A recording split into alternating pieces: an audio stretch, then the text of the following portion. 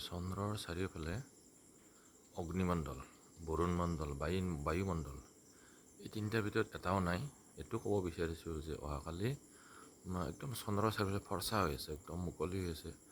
গতিকে অহাকালি আজিৰ দৰে প্ৰখৰ ৰ'দ দিব, প্ৰখৰ ৰ'দ, গৰম বেছি হ'ব, ৰ'দৰ তাপ বেছি হ'ব, বতৰ ভাল থাকিব। এইবিলাক আগৰ দিনৰ ককা আইতাহঁতে আমাক কৈছিল যে চন্দ্ৰৰ চাৰিওফালে যদি অগ্নিমণ্ডল থাকে, অৰ্থাৎ অগ্নিমণ্ডলটো হৈছে চন্দ্ৰৰ চাৰিওফালে ৰঙা ৰঙা হৈ এটা গোল আকৃতি, মানে ডাঙৰ হৈ ঘূৰণীয়া হৈ একদম চন্দ্ৰৰ চাৰিওফালে যেন ৰঙা হৈ থাকিলে সেইটো অগ্নিমণ্ডল বুলি কয়।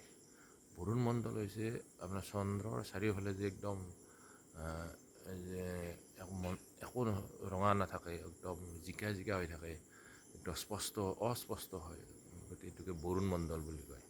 আৰু বায়ুমণ্ডল হৈছে চন্দ্ৰৰ চাৰিওফালে মেঘেৰে ঠিক বৰষুণ আহোঁ আহোঁ অৱস্থা আৰু মেঘেৰে ঢাকি ধৰে চাৰিওফালে, এইটোক কয় বায়ুমণ্ডল বুলি কয়।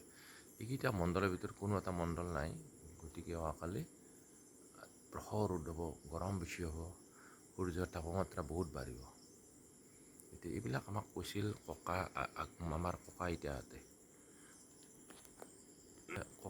আমাক শিকাইছিল। বতৰৰ বতাহ অৰ্থাৎ ৰাতি চন্দ্ৰটো চাই আগা দিনা কি হ'ব এইটো আমাক মানে ভৱিষ্যতবাণী কৰাৰ দৰে হৈছিল।